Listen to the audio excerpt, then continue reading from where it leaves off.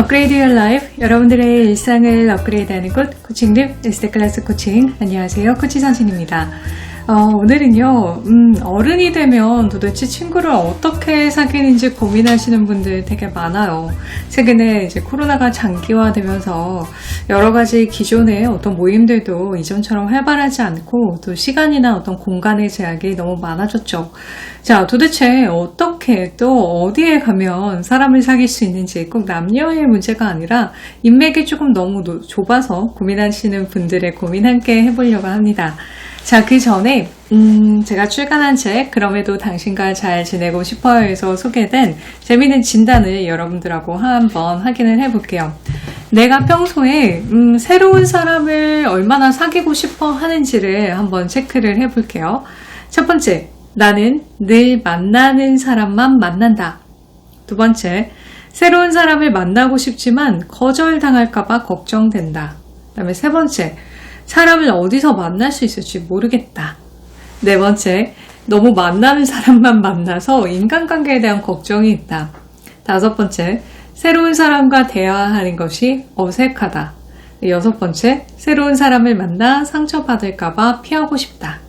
일곱 번째, 새로운 사람을 만나기 위한 방편으로 동호회, 북클럽 등에 관심이 있지만 신청은 못했다.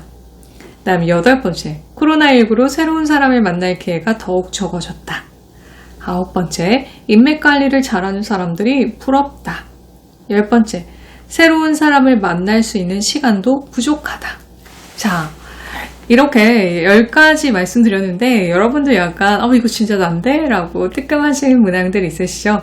자, 만약에 하나에서 3개밖에 체크를 안 했다라고 하면요, 여러분들은 그냥 지금 새로운 사람을 굳이 만나야 되나, 또 여러 가지 때문에 그런 마음이 우선 그런 의지 이런 것들이 잘 생기지 않는 욕구가 좀 부족한 상태라고 볼 수 있어요.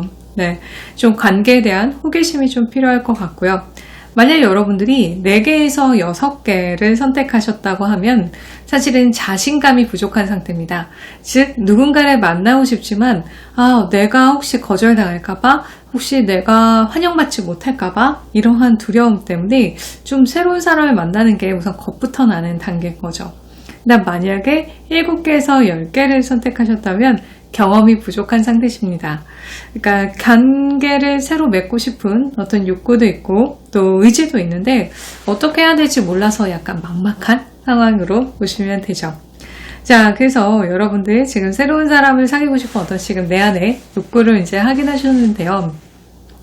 자, 새로운 친구를 또 어른이 돼서 새로운 사람을 만나는 여정을 한번 여러분들께 소개를 할게요. 자, 첫 번째는요, 누가 뭐래도 나는 괜찮아 라는 자기애를 장착하셔야 돼요. 네. 다른 사람이 나를 좋게 평가하려 하기 위해서 우리 되게 많이 노력하잖아요. 예쁘게 보이고, 또 멋지게 보이고, 어떤 좋은 이미지를 주기 위해서 등등요. 또는 내 배경이나 이런 것도 신경을 쓰고요. 그런데 그걸 다 떠나서 내가 내 스스로한테 나에 대한 애정이나 나에 대해서 내가 괜찮다라는 마음이 없으면 다른 사람도 나를 좋게 평가할 수가 없겠죠.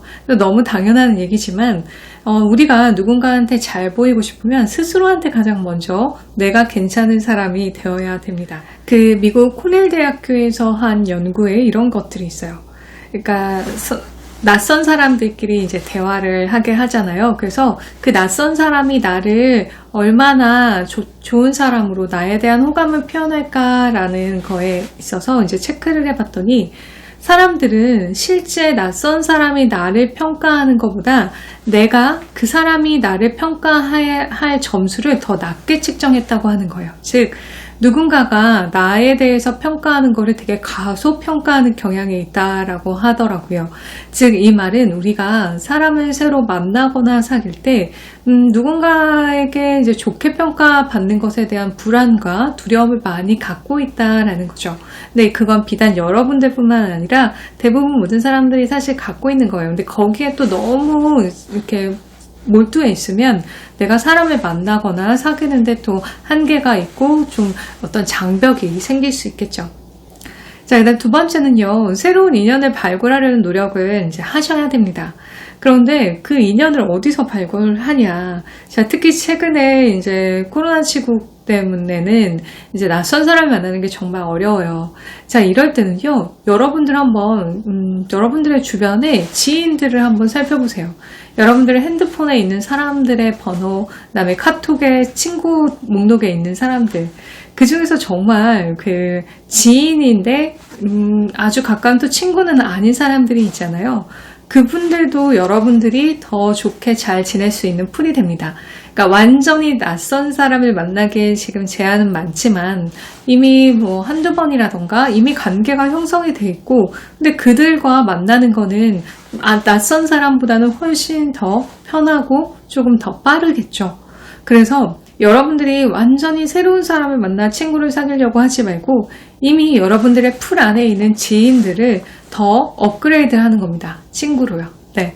그래서 이렇게 되면 조금 더 상대도 나에 대한 완전한 낯설음, 그 다음에 어떤 뭔가 좀 거리감, 이러한 것들을 좀 자연스럽게 이미 기존에 알고 있는 관계나 연락처 등이 있으면 조금씩 좁혀나가겠죠.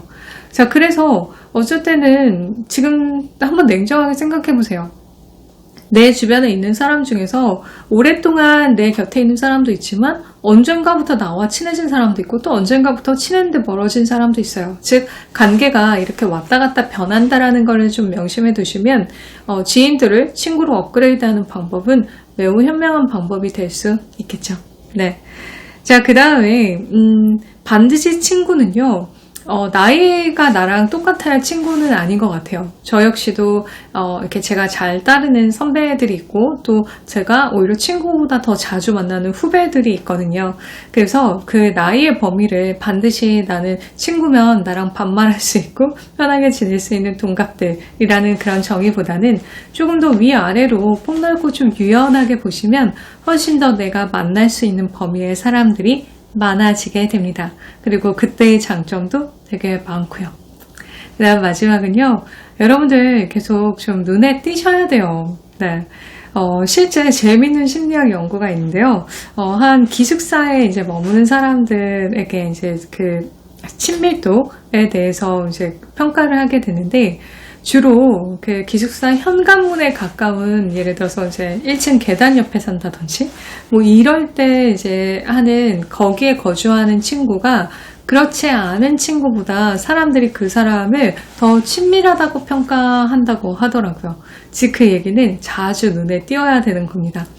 나는 말주변이 없어서, 나는 좀 재미가 없어서 그렇지만 내가 그렇다고 해서 모임에 안 나가고 그 다음에 자꾸 모임을 미루거나 또는 적극적이지 않게 좀 사람들이 있는 데서도 피해 있으면 누구도 나에게 관심을 가져주긴 좀 어려워요.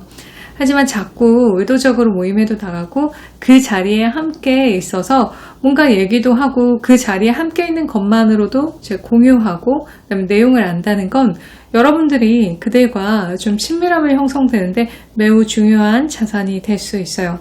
그래서 자주 눈에 띄시기 바랍니다. 누군가는 나를 지켜볼 거예요. 그리고 자주 눈에 띄어야 뭔가 이벤트가 생기기 마련이겠죠. 그럼에도 당신과 잘 지내고 싶어요. 네, 이 안에 여러분들이 궁금해하신 다양한 인간관계와 솔루션을 담았는데요. 다음번에 더 재밌는 이야기로 여러분들과 함께 할게요. 좋아요, 구독, 알림 설정 함께 해주시기 바랍니다.